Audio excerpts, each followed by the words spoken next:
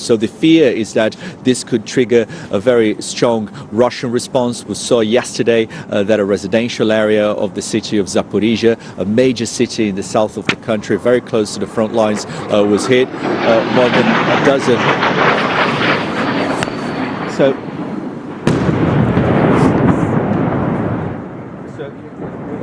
Okay, Hugo Bashega there, our correspondent in Kyiv, obviously for obvious reasons taking cover at that point, but just talking us through the latest on the situation with regards to Ukraine and Russia following the explosion on the bridge that connects to Crimea. Of course, we shall reconnect with Hugo and our team there as soon as we can.